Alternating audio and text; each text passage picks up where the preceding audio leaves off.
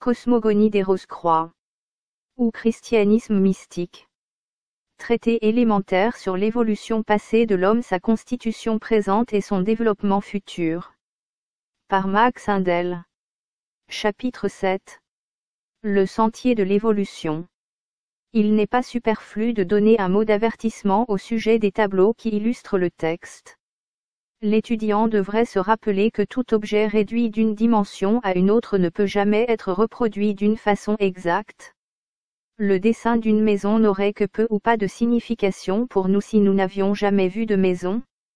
Dans ce cas, nous ne verrions dans le dessin que des lignes et des ombres, il ne nous suggérerait aucune idée. Les tableaux qui ont pour but d'illustrer un sujet hyperphysique offrent une image encore plus éloignée de la réalité, car, dans le cas du dessin, la maison à 3 dimensions n'est réduite qu'à 2 dimensions. Dans celui des tableaux des périodes des mondes et des globes, la réalité possède de 4 à 7 dimensions. La représentation que nous avons essayé d'en donner dans des tableaux à 2 dimensions est encore plus éloignée de cette réalité. Nous devons toujours nous rappeler que ces mondes s'interpénètrent, de même que les globes, et la manière dont ils sont présentés dans le tableau revient, en somme, à essayer de représenter le fonctionnement d'une montre en alignant les différentes roues sur un même plan. Pour rendre quelque service à l'étudiant, ces tableaux doivent être conçus spirituellement. Autrement, au lieu d'éclairer le sujet, ils seront une cause de confusion. Révolution et nuit cosmique. La période de Saturne est la première des 7 périodes et, à cette époque primitive, les esprits vierges font leur premier pas vers l'évolution de la conscience et de la forme. En se reportant au tableau 9, on verra que l'impulsion évolutive passe 7 fois autour des 7 globes A, B, C, D, E, F et G, dans la direction des flèches. Premièrement, une partie de l'évolution s'accomplit sur le globe A, situé dans le monde de l'esprit divin, le plus subtil des 5 mondes qui forment le champ de notre évolution. Puis graduellement, la vie en évolution est transférée au globe B, qui est situé dans le monde un peu plus dense de l'esprit de vie. Là, s'accomplit une autre phase de l'évolution. En temps voulu, la vie qui évolue est prête à entrer dans l'arène sur le globe C, qui est situé dans la région de la pensée abstraite et dont la substance est encore plus dense.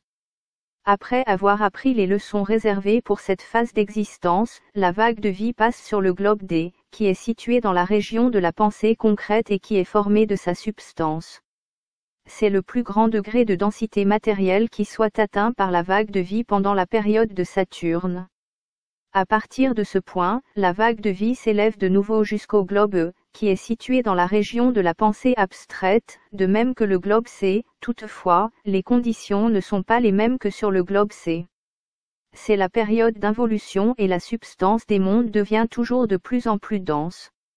À mesure que les âges s'écoulent, la tendance générale est vers la densité, la solidité. De plus, comme le sentier de l'évolution est une spirale, il sera évident que, quoique nous passions de nouveau par les mêmes points, les conditions ne sont jamais les mêmes, elles sont sur un plan plus élevé, plus avancé.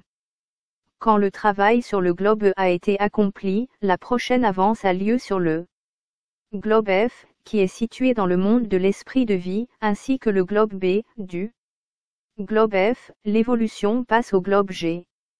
Quand l'évolution a été complétée sur ce globe, la vague de vie est passée une fois autour des 7 globes, elle est descendue et elle s'est élevée une fois à travers chacun des 4 mondes respectifs. Ce voyage de la vague de vie est appelé une révolution, et une période comprend cette révolution. Pendant une période, la vague de vie a terminé la série complète et septénaire de ses révolutions autour des 7 globes. Le premier jour de la création est terminé et il est suivi d'une nuit cosmique de repos et d'assimilation, à laquelle succède la période du soleil.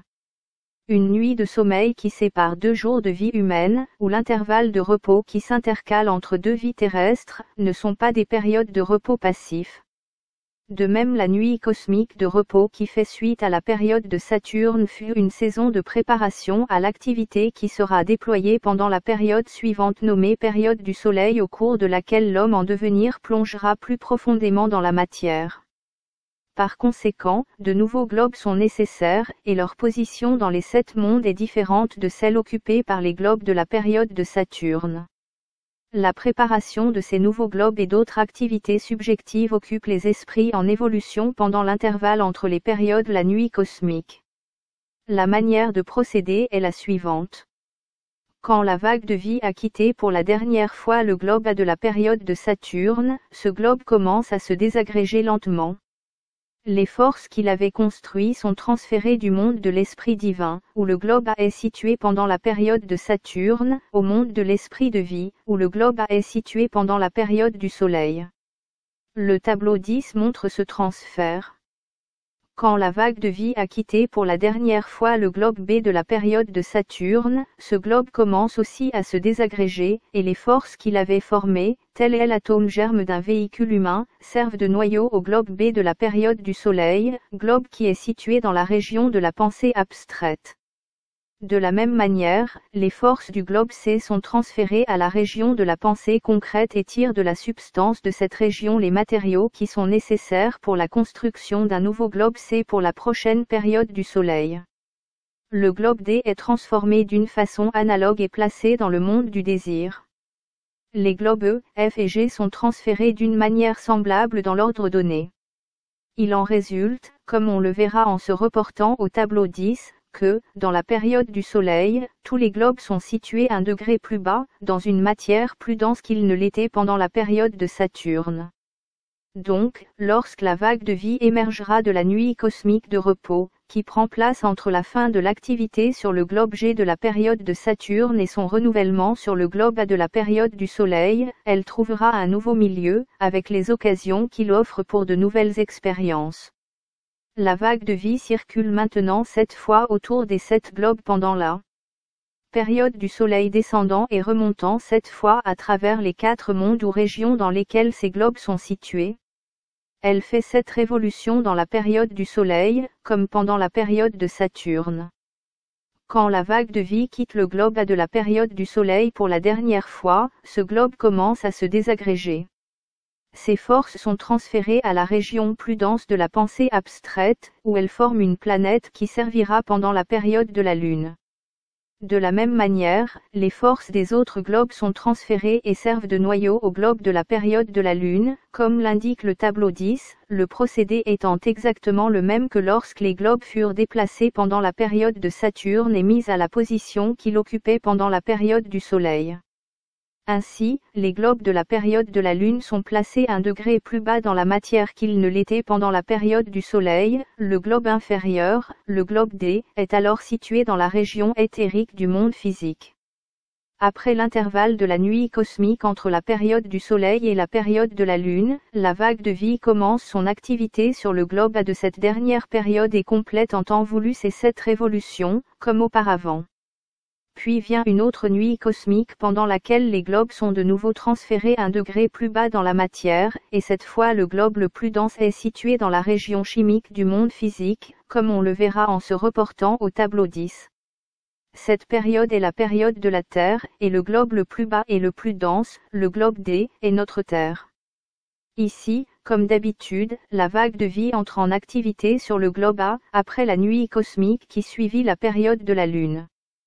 Pendant la période de la Terre actuelle, elle a passé 3 fois sur les 7 globes et se trouve maintenant sur le globe D, dans sa 4e révolution.